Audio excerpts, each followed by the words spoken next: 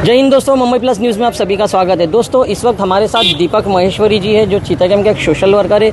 काफ़ी गरीबों को हेल्प करते हैं, बहुत सी चीज़ों में आगे बढ़कर आते हैं, स्पोर्ट्स में हो चाहे नशा में, हर चीज़ों में दीपक महेश्वरी जी आगे बढ़कर आते हैं। आज लोकसभा विधानसभा का 2024 का इलेक्शन का दिन है, मतदान का दिन है। इसी चीज़ें से हम दीपक महेश्वरी सर से बातचीत करेंगे और देखेंगे कि उनका क्या कहना है।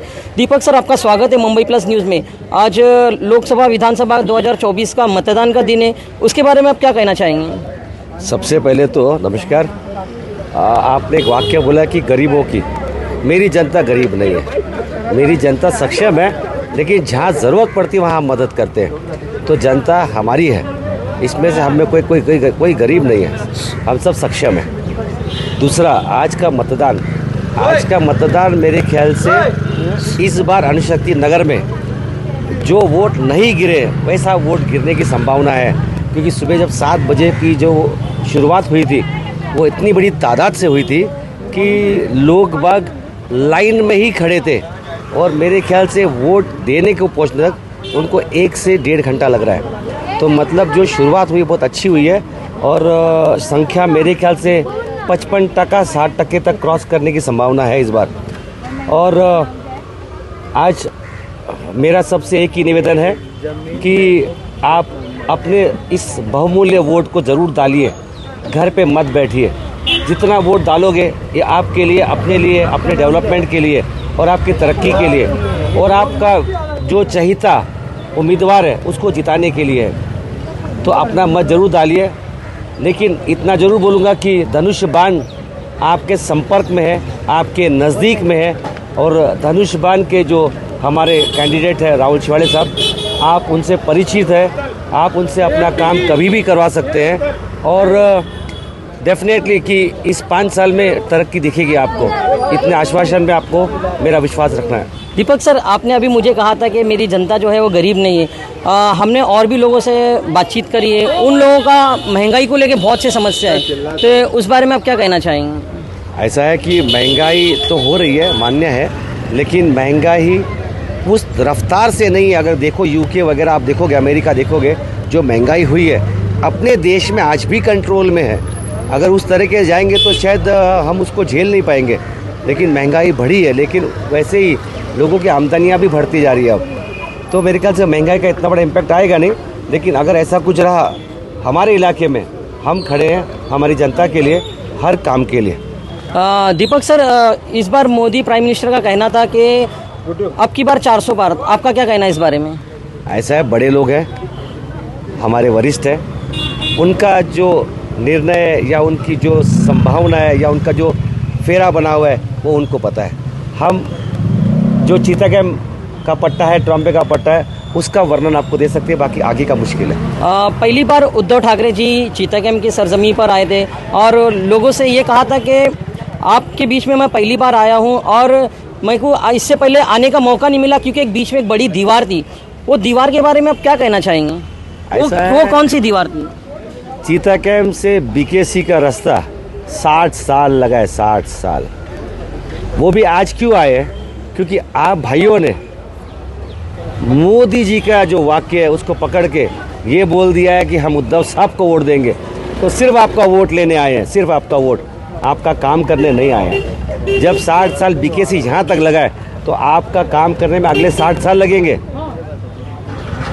उससे कम नहीं लगेगा मेरे हिसाब से। 3 दिन पहले नरेंद्र मोदी जी का मैंने एक इंटरव्यू सुना था, जिसमें उन्होंने ये कहा था एंकर को कि मैं हिंदू मुस्लिम नहीं करूँगा, अगर मैं हिंदू मुस्लिम करूँगा तो मैं राजनीति छोड़ दूँगा। इसके बारे में क्या कहना है? आपने जो सुना सही सुना है। अगर देखा जाए तो हम भी उनके मार्गदर्शन पे चल रहे हैं, लेकिन मैंने दरगाह भी देखी है, मस्जिद भी देखी है, नमाज भी पढ़ी आप लोगों के साथ में, और मैं मंदिर भी जाता हूँ। इसका मतलब ये नहीं है कि मैं मुसलमान या हिंदू, मैं इस चीज़ को नहीं मानता। आगे से यही आदेश है कि आप भेदभाव मत करिए, लोगों को साथ में लेके चलिए, उसी माध्यम से हम काम कर रहे हैं। मैं पिछले 6 साल से लगातार इस पट्टे पे काम कर रहा हूँ। ना मैंने हिंदू देखा है, ना मुस्लिम देखा है, ना तमिल देखा है, मैंने सिर्फ अपने लोगों को देखा है। यही मेरा मुद्दा है। तो आपका भी ये कहना है कि सबका साथ सबका विकास? सबका साथ सबका विकास होगा तभी तो देश या हमारा ये इलाका तरक्की करेगा। धन्यवाद। बहुत बहुत शुक्रिया। आइए और भी लोगों से बातचीत करेंगे और देखेंगे उनका क्या कहना है। आइए हमारे साथ चितौड़ के और भी वोटर्स है जो पहली पाड़ा का एरिया लगता है, अमरनगर, वहाँ के लोग हैं, उनसे बातचीत करेंगे और देखेंगे उनका क्या कहना है। सर आपका स्वागत है मुंबई प्लस न्यूज़ में। आपका नाम बताइए। गालिब नकवा। गालिब भाई, आपका क्या मुद्दा है आज का? मुद्दा ये है कि देखिए अभी इलेक्शन का माहौल चल रहा है, लोग तो आते जाते रह गए, लोगों का हुजूम किस तरह है, लेकिन हम इंतजार करेंगे 4 जून का, क्योंकि यहाँ जो जिसका ये चल रहा है ना, क्या बोलते हैं, डंका, जिसका डंका चल रहा है, तो आपको भी पता रहेगा। मैं मीडिया के माध्यम से कहना चाहूँगा कि 4 तारीख को हमें इंतज़ार करना पड़ेगा। फिर हम ईद भी मनाएंगे और दिवाली भी मनाएंगे। गालिब, आपका महंगाई को लेके क्या कहना है? महंगाई तो देखिए, महंगाई तो भाई अभी आप जनता लोग खुद जानते हैं, गरीब।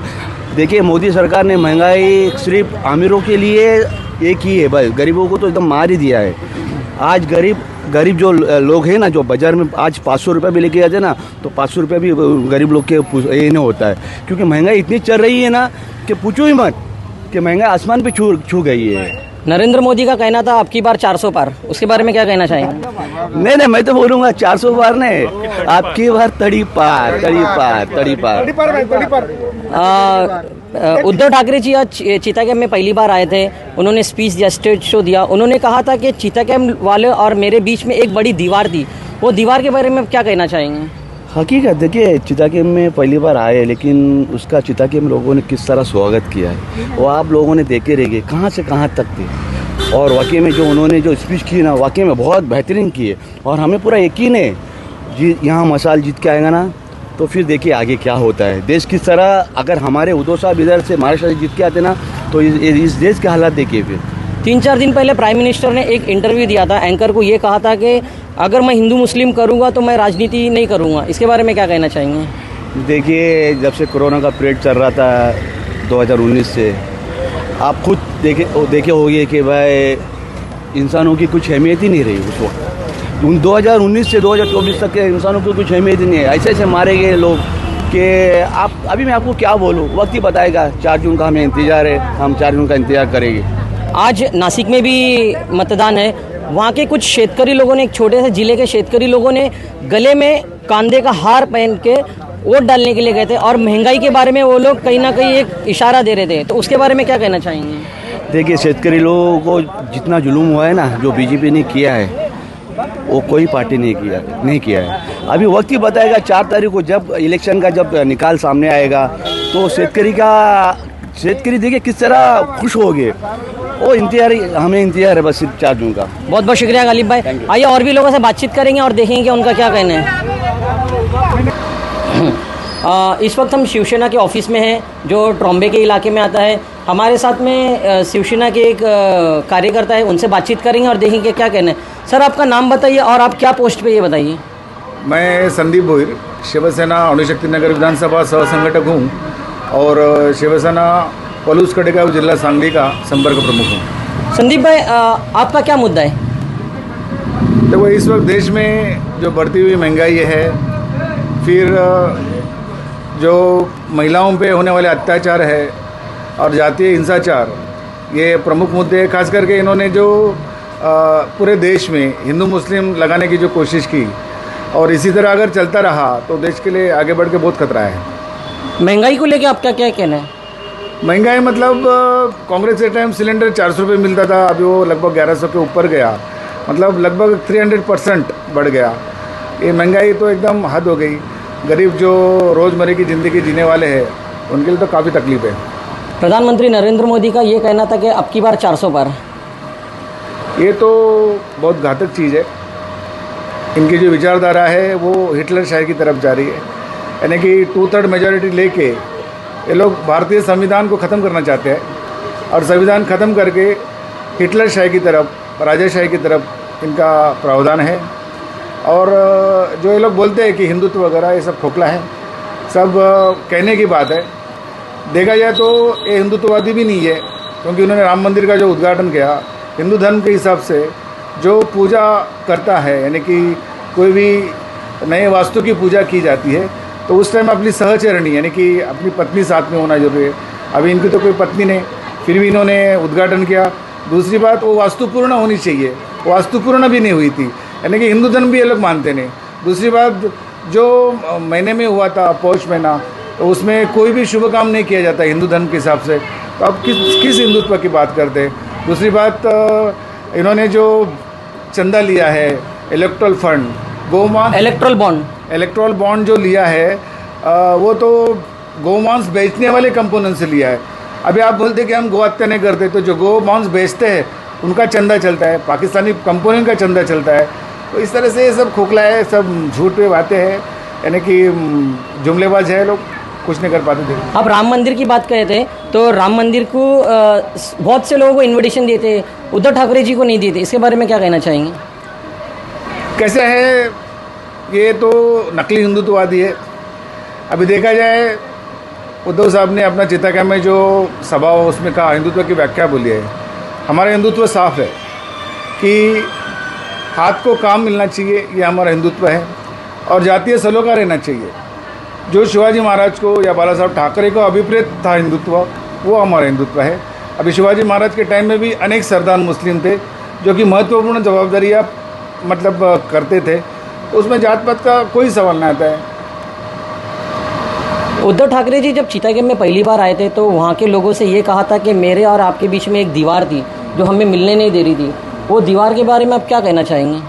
वो दीवार आरएसएस की थी, मैं तो कहूँगा आरएसएस की दीवार थी कि कोई भी मतलब मुद्दा आरएसएस उठाएंगी और जातीय तेढ़ निर्माण करेगी।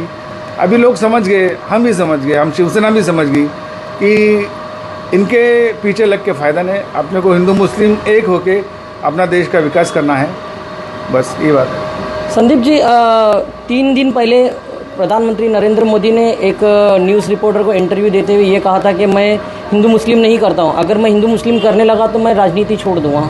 इसके बारे में क्या कहना चाहिए? उनकी राजनीति छोड़ने के दिन आ गए हैं, तो उनको मालूम पड़ रहा है। और जहाँ तक मेरा खुद का मतलब एक मेरा दिल कहता है कि 2-2.5 साल के बाद ये दिखेंगे नहीं। अभी क्या होगा वो ऊपर वाला जाने, अल्लाह जाने, लेकिन ये 2-2.5 साल के बाद ये दिखेंगे नहीं। अब की बार आप किसको प्राइम मिनिस्टर देखना चाहेंगे? आपके पास कोई भी इंडिया विकास आघाड़ी का कोई भी हो रहे, हम मंजूर है हमें कि जो भी मतलब इंडिया विकास आघाड़ी में सब लोग मिल के देश का भला चाहता है, जो भी। अनुशक्ति नगर विधानसभा के चीतागेम एरिया आता है, ट्रॉम्बे, कोलीवाड़ा, पहलीवाड़ा, अनुशक्ति नगर BRC आता है। इसमें क्या विकास बाकी है जो इन दोनों जो नेता है, अनिल देसाई साहब और राहुल शिवाड़े जी, कौन आके बेटर काम कर सकता है? एब्सोल्युटली अनिल देसाई साहब करेंगे, क्योंकि अनिल देसाई साहब ये शिवसेना का एडमिनिस्ट्रेशन कई साल से कर रहे हैं। और आपको पता होगा, स्थानीय लोकाधिकार समिति महासंघ जो शिवसेना का बैकबोन कहा जाता है, उसके वो अध्यक्ष है। और बहुत सारी कंपनियां, इंडियन ऑयल हो, अब तुम्हारा RCF हो, ONGC हो, इन सारी कंपनी में हमारा लोकाधिकार समिति काम करता है। और वहाँ के जो वर्कर्स है, वर्कर्स के जो भी इशू है वो सारे इशू सॉल्व अपने देसाई साहब करते हैं। और दूसरी बात रही जो लोकल इश्यूज़ है, खासकर से हमारे चीतागेम में अच्छा सिविल हॉस्पिटल नहीं या मैटरनिटी होम नहीं, ये सब बातें हमने देसाई साहब से की है। बाकी हमारा जेटी जो है, ट्रॉम्बे का जेटी, इसके लिए फॉलो भी उन्होंने किया है, तो ये काम करेंगे, हमें पूरा उम्मीद है। चीतागेम की जो अपोजिशन पार्टी के जो कार्यकर्ता है BJP, उन लोगों का कहना ये है कि अनिल देसाई साहब यहाँ के लोकल नहीं है, राहुल शिवाड़े जी लोकल है और इस एरिया को काफ़ी अच्छे से जानते हैं, तो वो काफ़ी बेहतर काम कर सकते हैं। अगर कुछ काम करना रहेगा ये एरिया का, तो अनिल देसाई साहब को बॉम्बे जाके मिलना पड़ेगा, और राहुल शिवाड़े जी जो है पड़ोस में रहते हैं, तो उनसे काफ़ी जल्दी काम हो जाएगा। अभी ये तो इट्स पार्ट ऑफ इन्वेस्टिगेशन। वो ज़्यादा कहाँ रहते थे, मतलब दुबई में ज़्यादा थे कि बम्बई में ज़्यादा है, ये तो it is part of investigation. और दूसरी बात मैं कहूँगा, अनिल देसाई साहब तो सेना भवन में एनी टाइम अवेलेबल है। और ये भी तो काम मुंबई के, ये तो इंदापुर बारामती के है, तो ये भी क्या हमारे स्थानिक यहाँ के हैं नहीं, ये तो इंदापुर के बारामती के हैं। बहुत बहुत शुक्रिया। आइए और भी लोगों से बातचीत करेंगे और देखेंगे कि उनका क्या कहना है। दोस्तों, इस वक्त हमारे साथ चीतागेम के एक्स कॉर्पोरेटर शानवाज शेख जी है। शानवाज शेख जी से हम कुछ बातचीत करेंगे और देखेंगे क्या कहना है। शानवाज भाई, आपका स्वागत है मुंबई प्लस न्यूज़ में। शानवाज भाई, 2024 विधानसभा इलेक्शन का आज लास्ट दिन है मुंबई में, 20 तारीख। क्या कुछ कहना चाहेंगे आप आज के इलेक्शन को लेके? देखिए, आज का इलेक्शन का माहौल जो अल्हम्दुलिल्लाह बहुत अच्छा है, तो मैं तमाम लोगों से, हमारी माँ बहनों से और हमारे नौजवान साथियों से, दोस्तों से, सबसे रिक्वेस्ट करूँगा, आप अपने घर से निकलिए और घर से निकल के जो है अपना वोट का अधिकार जो है, वोट देना हमारा जो अधिकार है, वोट देकर जो है हमको जो कैंडिडेट अच्छा लगता है वो कैंडिडेट को लाना हमको ज़रूरी रहता है कि आने वाले 5 साल हमारा कौन विकास कर सकता है, कौन हमारे एरिया में डेवलपमेंट कर सकता है। तो उस कैंडिडेट को देखते हुए जो हमारे बीच में जो कैंडिडेट रिहा है, तो हम ये चाहेंगे कि हमारे बीच में जो 15 साल जो कैंडिडेट हमारे चिता कैंप को दिया है और लोगों से उनको जो बहुत इज्जत भी मिली है और वो भी लोगों को बहुत इज्जत देते हैं। और कभी भी कोई भी व्यक्ति अगर उनकी ऑफिस पे जाता है तो वो जो है मायूस होकर नहीं आता है। यहाँ तक कि मैं ये कहता हूँ कि पहला ऐसा नेता है जो आम पब्लिक के बीच में भी रहता है और लोगों से मिलता जुलता भी है और हर काम वो करने की कोशिश भी करता है। और आने वाले वक्त में इंशाल्लाह हमें ये यकीन है कि हम हमारे चिता कैंप में जो है बहुत बड़ा एक डेवलपमेंट लेके आएंगे इंशाल्लाह। चिता कैंप की बात करेंगे शाहनवाज भाई, जहाँ तक मुझे लगता है कि आपसे बेहतर चिता कैंप में कोई जानता नहीं होगा अब की तारीख में, तो क्या कुछ काम बाकी रहेगा चिता कैंप में अगर एमपी जीत के आते हैं तो? देखिए, अगर मैं मेरी बात करूँ, मैं मुंबई महानगर पालिका का नगर सेवक का इलेक्शन के हिसाब से, तो अभी फ़िलहाल मैं पार्टी का नाम इधर लेना मुनासिब है आपके इसमें ले सकता हूँ? ऐसा कुछ नहीं है, जैसा आपकी मर्जी। तो जो हिसाब से मैं अभी 5 साल पहले जो पार्टी को लेके चल रहा था, तो वो पार्टी को लेके चलने के बाद भी समझो मैं एक इंडिपेंडेंट ही था मैं, क्योंकि मेरे को वहीं से जरी भी कहीं से भी मुझे कुछ भी सपोर्ट नहीं मिली। तो मैंने आज आप चिता कैंप में अल्हम्दुलिल्लाह जो हमारे चिता कैंप के जो नौजवान साथी है, हमारे जो बुजुर्ग लोग हैं और हमारी माँ बहन और मेरे दोस्त लोग हैं, उन लोग ने देखे कि 5 साल मैंने चिता कैंप में ज़मीन पे उतर के काम किया हूँ। यहाँ तक कि जो कोविड का जो टाइम था, कोविड के टाइम पे भी हमने ज़मीन पे उतर के जो है लोगों के बीच में रहे, लोगों के बीच में रह के जो है हमने काम किए। और यहाँ पे जाने का मकसद भी हमारा यही था कि हमारे को आने वाले वक्त में हमारे चिता कैंप को एक डेवलपमेंट लेके आना है, बड़ा डेवलपमेंट लेके आना है, ताकि हमारे बच्चे लोग एक हाई एजुकेशन शहर मिले, एक हमको एक अच्छा हॉस्पिटल मिले, अच्छा ग्राउंड मिले। हमारे आज हम जो चौल में रह रहे, हमारे को एक बिल्डिंग प्लान मिले, हम बिल्डिंग डेवलपमेंट यहाँ पे लेके आए, बिल्डिंग में जाए, हमको देख के हमारे बच्चे लोग में डिसिप्लिन आए, फिर हमारे बच्चे लोग का फ्यूचर हमको सिक्योर करना है। तो ये सब चीज़ को रखते हुए हमने ये पार्टी में प्रवेश किया है और हमें उम्मीद है कि आने वाले वक्त में मेरी चिता कैंप किया हुआ, मेरी चिता कैंप की नौजवान साथी जो है ये जानते हैं कि नगर सेवक शाहनवाज शेख क्या काम कर रहा है और क्या नहीं कर रहा है। उन लोगों के सामने हमारा काम कब्रिस्तान का हो, चाहे वो स्कूल का हो, चाहे वो रोड का हो, चाहे वो पानी का हो, ये 53 एकड़ ज़मीन जिस पे हम खड़े, इसको हमने मुंबई महानगर पालिका के प्रॉपर्टी कार्ड पे हमने चढ़ाया। तो हम हमारे काम का हर चीज़ का हमारे पास सबूत है। अभी जैसे कि बीच में बहुत सारे लोग ने भी एक वायरल किए थे, कब्रिस्तान का नारियल जो है तोड़ के जो है वीडियो बनाए थे। तो अल्हम्दुलिल्लाह अल्लाह के फजलो करम से उसके हबीब के सदके तूफेल में हमारे पास एक एक एविडेंस है, चाहे वो हॉस्पिटल का हो, चाहे कब्रिस्तान का हो, चाहे वो रोड का हो, चाहे पानी की जो हमने 130 मीटर अंदर जो पानी की पाइपलाइन डाले उसका। तो ये आने वाले डेवलपमेंट के लिए आपको वोट करना है, आने वाले विकास के लिए आपको वोट करना है। और आपके एरिया में कौन काम कर रहा है 15 साल से, उसको आपको वोट करना है, क्योंकि जो नए चेहरे आ रहे हैं हम उसको कहाँ ढूंढते बैठेंगे, क्योंकि आज की राजनीति ये चल रही है कि कब कौन कहाँ चले जाएगा कुछ पता नहीं चलता है। अब डेवलपमेंट की बात कर रहे तो कहीं ना कहीं हमने और भी लोगों से बातचीत करी थी, तो उन लोगों का महंगाई के मुद्दे पे भी बहुत सारा क्वेश्चन है कि हम महंगाई की मार से मर रहे करके, तो उसके बारे में आपको नहीं लगता है कि कुछ कहना चाहिए? देखिए, महंगाई जो है ना, अगर यही जो लोग जो महंगाई के ऊपर जो बात कर रहे, ये जो लोग महंगाई के ऊपर आज जितनी भी जो डिबेट हो रही है, जितनी भी आज जो बातें हो रही है नेशनल मीडिया पे, तो मैं उनसे ही कहना चाहूँगा कि ये लोगों ने कांग्रेस को गिराने के लिए ही जो है ना दूसरी पार्टी को खड़ा करके आज कांग्रेस का जो है वो अस्तित्व जो है पूरा वो कर दिए। और कांग्रेस किस तरह है आपको पता है। मैं ये नहीं कहता हूँ कि मैं आज इधर खुल के कहना चाहता हूँ कि हर पार्टी का हाथ है ना खून से रगा हुआ है, कोई दूध का धुला हुआ नहीं है। तो हमको हमारा वोटर, हमको हमारा वोट देना हमारा अधिकार है, तो हमको किसको देना चाहिए वो हमको सोच समझ के देना चाहिए, क्योंकि हमको नेशनल लेवल की राजनीति पे नहीं जाना है। मुझे ना एमपी की राजनीति करना है, ना एमएलए की राजनीति करना है। मेरी जो नगर सेवक की जो राजनीति है, मैं वो राजनीति के बारे में बात करूँगा।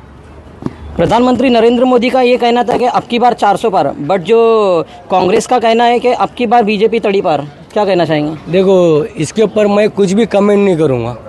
नहीं, मैं इसलिए पूछ रहा हूँ क्योंकि आप भी एक नेता रह चुके हैं। हाँ, तो मैं ये कह रहा हूँ ना, मैं इसके ऊपर कुछ कमेंट नहीं करूँ, क्योंकि नरेंद्र मोदी से जो मुझे कुछ लेना देना नहीं है और ना ही कांग्रेस से भी मुझे कुछ लेना देना नहीं है। अगर आज कांग्रेस अगर सही होती, अगर आज कांग्रेस सही होती तो हम लोग मुसलमानों की या हमारे जितने भी जो भाई लोगों की हालत आज ये नहीं होती।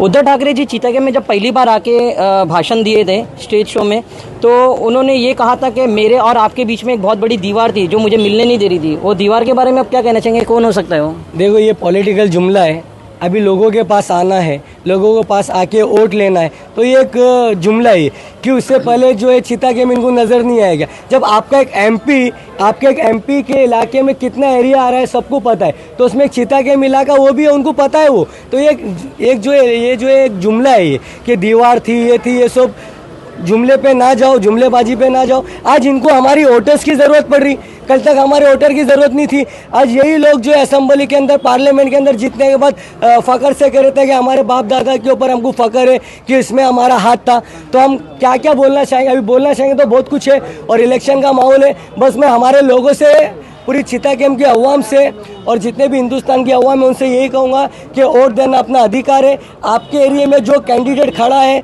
वो आपका साथ दे सकता है कि नहीं, आपके एरिया का डेवलपमेंट कर सकता है कि नहीं है, आप वो सोच समझ के विचार करके आप उनको वोट दीजिए। शाहनवाज से मेरे को ऐसा लग रहा है कहीं ना कहीं आप बहुत सी चीज़ों से कटते हुए चल रहे हैं। मुझे ये कहना था कि आज नासिक में भी मतदान का दिन था, वहाँ पे कुछ शेतकरी लोगों ने एक छोटे से ज़िले में कांधे का हार पहन के कहीं ना कहीं लोगों को ये बताना चाह रहे थे कि महंगाई बढ़ गई है। तो उसके बारे में आपको कुछ कहना चाहिए। मैं आपको यही कमेंट करना चाह रहा हूँ कि मुझे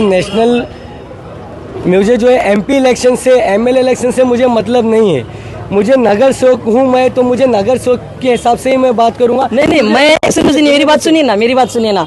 आप एक नगर सेवक के हिसाब से बात कर रहे हैं, मैं ये चाहता हूँ कि आप एक नागरिक के हिसाब से बात कीजिए। जो देश की जनता है जो गरीबी में मारी जा रही है उसके हिसाब से बात कीजिए, आप नगर सेवक के हिसाब से छोड़ दीजिए। मैं तो ये चाहता हूँ कि महंगाई जो बढ़ी है ना, महंगाई कम होना ही चाहिए, महंगाई पे जो है कम होनी चाहिए, इसमें कोई दो राय नहीं है।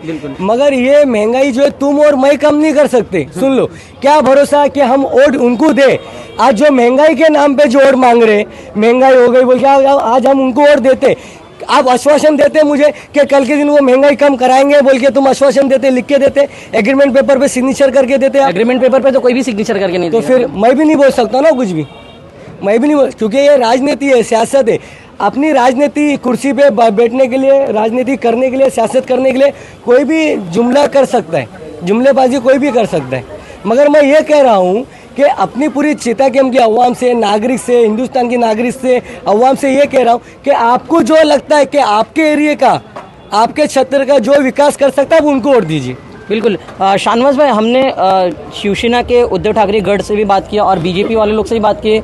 दोनों में से ये कहना है बीजेपी वालों का कि अनिल देसाई साहब जो है वो तो यहाँ पर रहते नहीं है, वो रहते हैं बॉम्बे में, और राहुल शिवाली जी जो है वो पड़ोस में रहते हैं। कुछ भी अगर मुद्दा होता है तो हम जल्दी जाके राहुल शिवाली जी को बोलेंगे तो रिसॉल्व हो सकता है। तो इसके बारे में आप क्या कहना चाहिए? ये मैं मेरा पर्सनली बोल रहा हूँ मैं आपको कि राहुल शिवाले जी के पास मैं एमआईएम का नगर सेवक होने के नाते, जो है मैं एकदम फैक्ट बोल रहा हूँ, मैं एमआईएम का नगर सेवक होने के नाते मैं राहुल भाई के पास जो भी काम के लिए गया हूँ, राहुल भाई ने मुझे कभी भी इनकार नहीं करे। हो सकता है एक दो काम में हमारा 19-20 हुआ रहेगा, एक दो काम में हम 19-20 हुआ रहेगा, मगर मुझे कोई भी काम के लिए इनकार नहीं करे।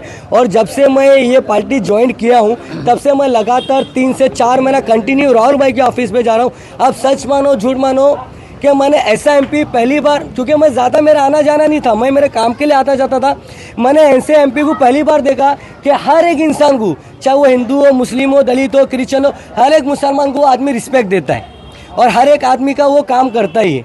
क्योंकि अगर उनसे नहीं होएगा तो उनके जितने भी जो स्टाफ है उनको बोलते हैं ये काम कर दो, ये काम कर दो, आदमी सेटिस्फाइड होकर उनके पास से जाता है, नाराज़ होकर नहीं जाता है।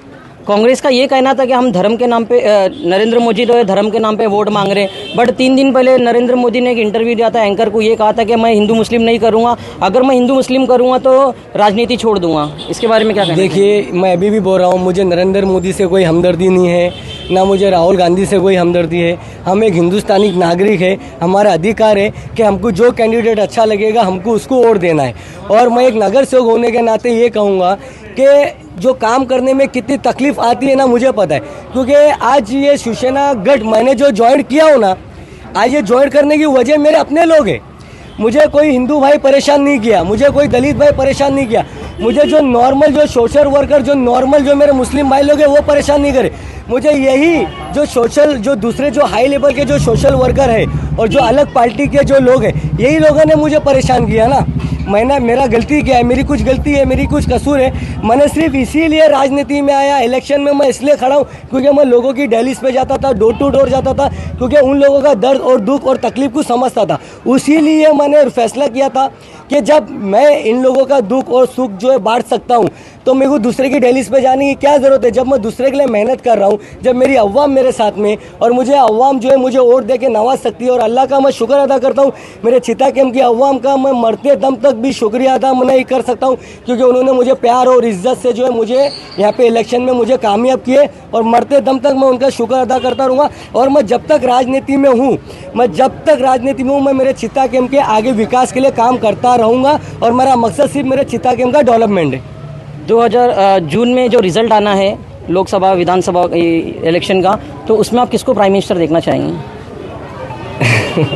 देखिए, मैं प्राइम मिनिस्टर तो अल्हम्दुलिल्लाह एक अच्छे इंसान को ही देखना चाहूँगा, तो उसमें आप समझ सकते हो। और दूसरी बात, और मैं ये भी चाहूँगा कि यहाँ से हमारे MP जो है राहुल सवाले साहब जीत के आए। आखिरी सवाल, बहुत ज़्यादा टाइम हो गया, मैंने आपका ज़्यादा टाइम ले लिया। आखिरी सवाल कि चिता कैंप से बहुत से लोग जो है वो वोट डालने निकलते नहीं हैं। वो सोचते हैं कि वोट डाल के क्या मतलब है, यही तो जीत के आएगा, वही तो जीत के आएगा, हमारा क्या भला करेगा।